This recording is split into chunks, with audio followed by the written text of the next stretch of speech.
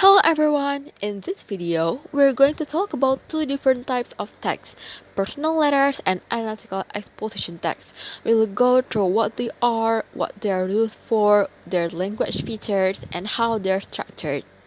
Alright, let's get into it. First thing first, we're going to talk about personal letter. What is a personal letter? A personal letter is basically a type of letter or informal composition that usually concerns personal matters and is sent from one individual to another. Now, why is it an informal letter? It's informal because it concerns a close person and use daily language, and there's no header in the letter, so it's basically kinda plain. The function of personal letter is number one, to share information.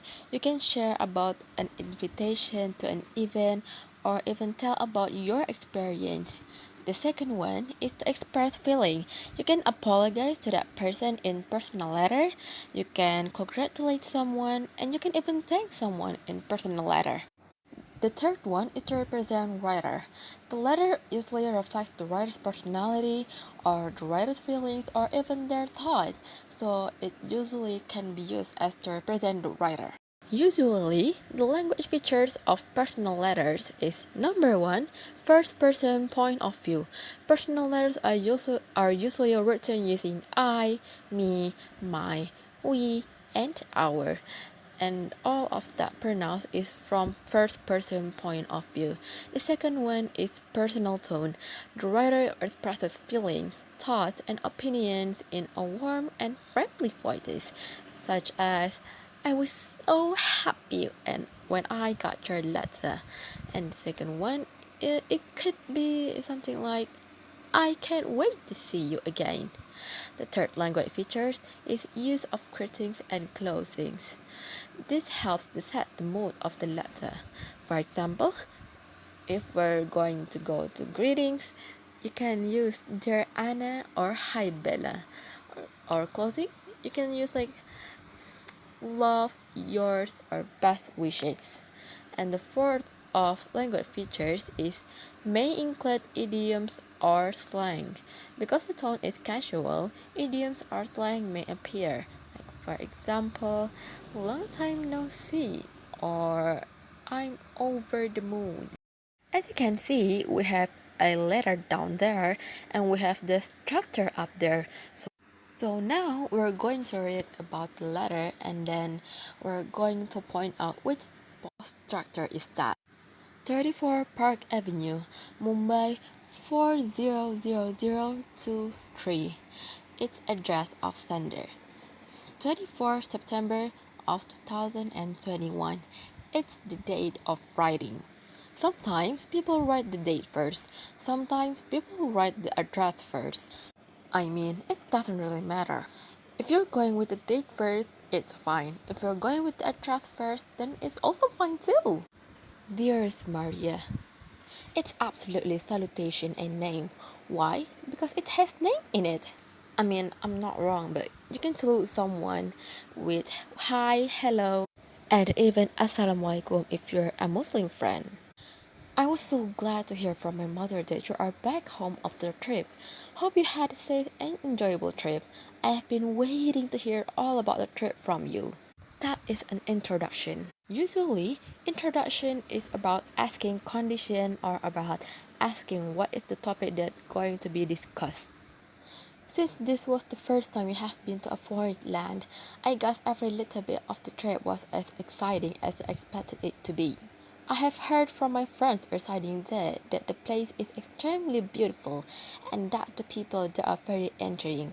However, I was worried when I knew that there were a few bomb blasts during your stay there.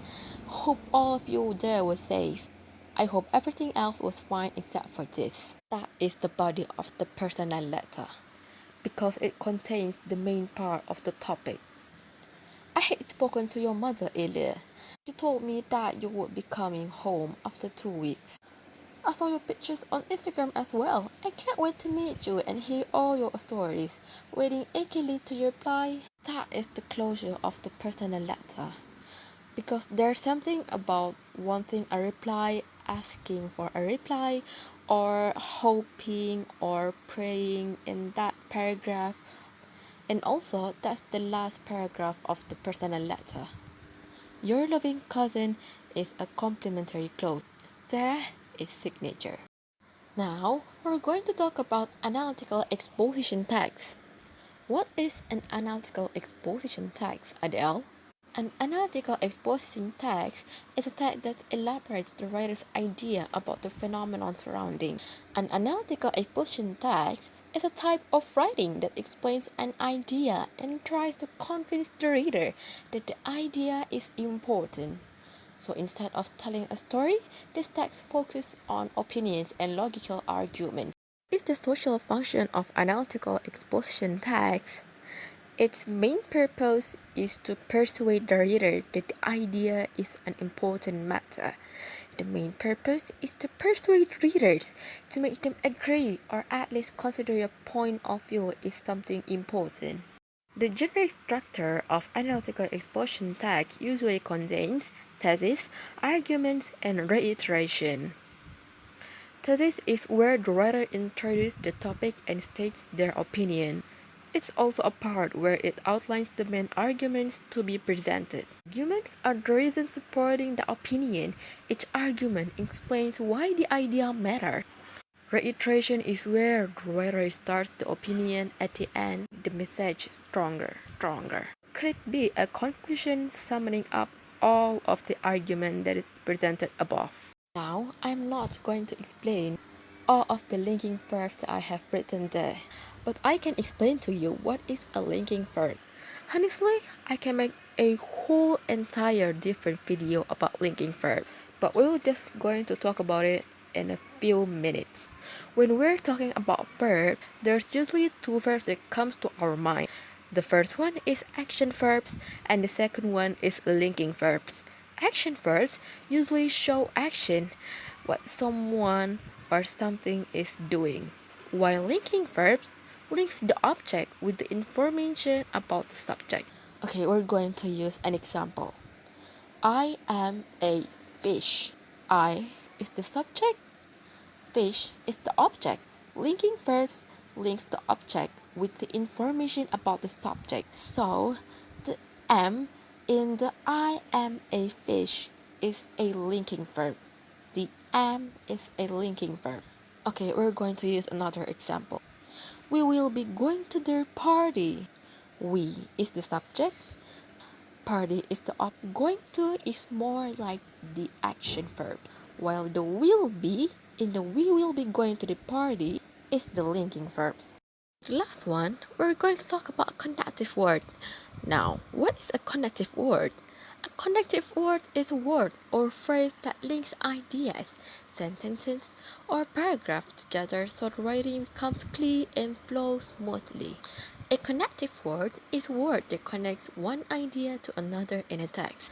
There's a few categories in connective words, such as ordering and evaluating, contrast, comparison, explaining, and conclusion. Now, we're just going to talk about the example. Ordering and evaluating. For example, firstly, secondly, thirdly, fourthly. All of that is ordering. After, then, finally, furthermore, ultimately, is evaluating. The second one is contrast. Although, however, whereas, on the other hand, yet, unlike, is the examples of contrast. The third one is comparison. Also, in addition, as well as, neither, similarly, can be used for comparing things. The fourth one is explaining.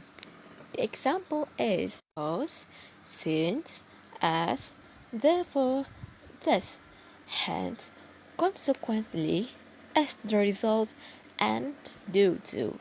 And lastly, conclusion. We can conclude things with words such as in conclusion, from the facts above.